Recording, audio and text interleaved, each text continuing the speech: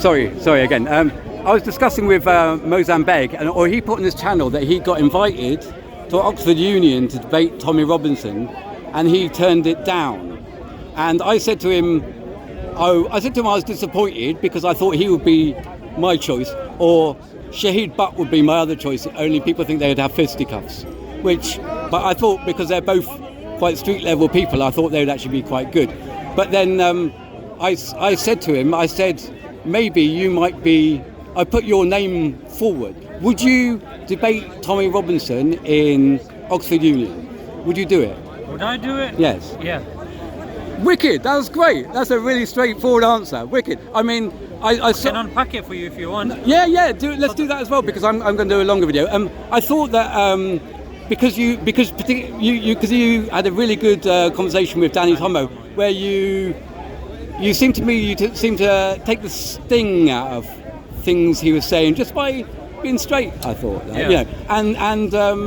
and so I thought, and then I saw your criticism of the Muslim guy who he spoke to, and so I thought, put up or shut up. Not a meaning like that, but I thought that. But you would do it. Go on. There's two schools of thought, or two types of thinkings. The people that don't want Muslims to interact with Tommy Robinson believe that he's doing an injustice to the British people. He does not represent the British people. There's enough evidence that's come out to suggest and to prove that he is a puppet of the Zionist regime. He admitted himself that he just received £100,000 from Robert Shillman.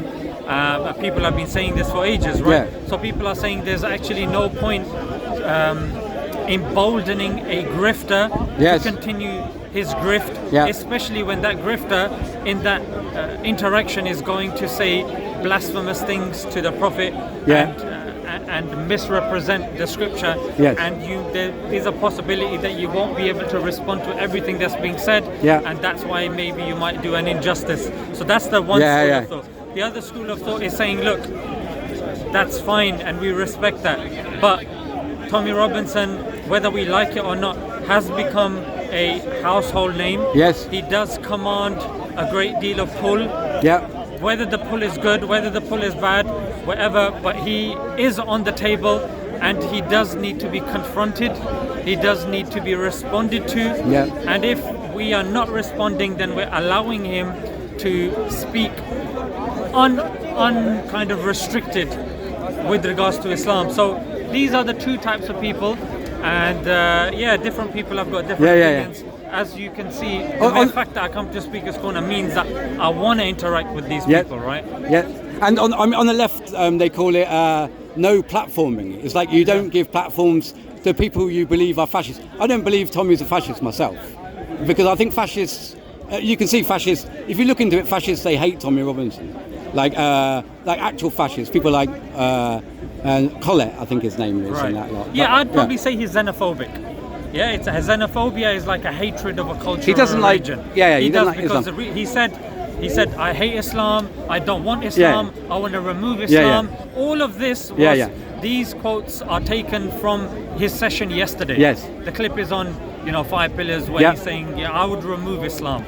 There's people on his stage saying remove Islam from any establishment here in the UK, from Whitehall, and people are cheering and clapping.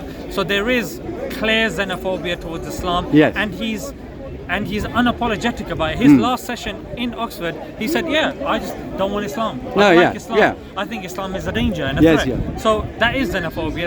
That's exactly the definition of xenophobia. Sort of, but he's not scared. He's just against. Yeah, so that's why phobia. I don't use the use the term Islamophobia, and I haven't in this discussion. I thought that you. No, I don't really, but I thought that you were a bit.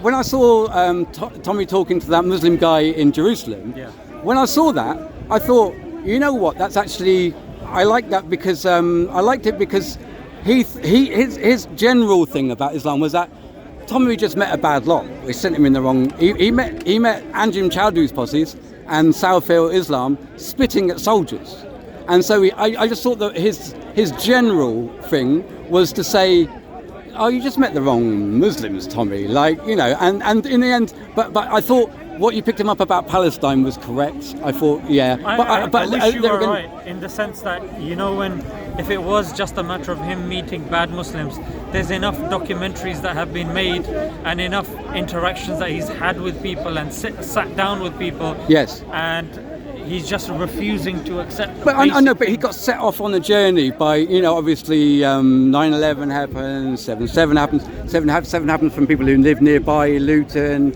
and I just thought he got propelled on this journey, and I thought that guy, his general thing was to, and also he's got to be quite careful what he says himself in Jerusalem, hasn't he?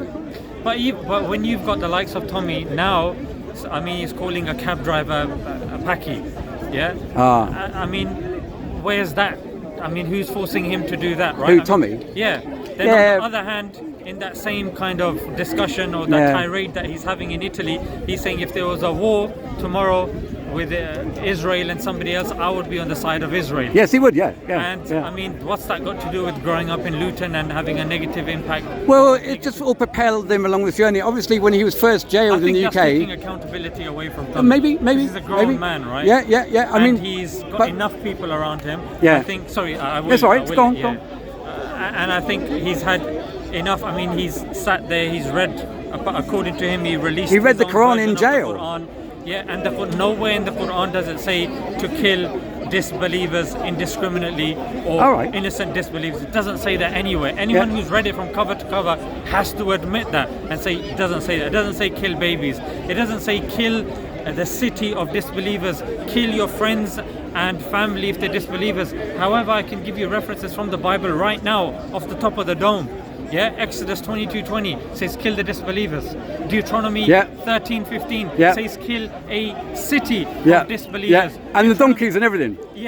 Deuteronomy 13:6 says kill your friends and family if they happen to be disbelievers. And the verse you're referring to is 1 Samuel 15 verse 3. Kill babies. And donkeys. Yeah, what's wrong with the donkey done? I mean, what's the baby done? Nice one. So tell us your channel, your name, and you'll say yes, you would do it. Yeah, so my channel is Smile2Jannah Extra. Yep. And I've been making videos on Tommy for quite a while. He knows where to find me. In fact, he's blocked me ironically on Twitter. Oh, well, obviously you can get unblocked in Oxford. Well, I mean, ironically, for somebody that claims to champion freedom of speech on a platform where he's talking about freedom, so talking about him being banned, and then Elon coming and giving him that ray of sunshine and joy and letting him speak, and he's blocking other people that are challenging. And you've seen me, I don't have antagonistic. No, I didn't think you were antagonistic at all. I thought I didn't think Danny was being antagonistic either. He was. No, I didn't think. I thought both of you had a productive conversation. Which I said to you, but I was a bit drunk last time when I tried to talk to you. But I don't know about that. But there's a definite yes then. I'm ready. Thanks very much, Baba. Anytime, any place, like Habib said. Send me location. Lovely. Oxford. Nice one. Thank you. Absolutely. Take care.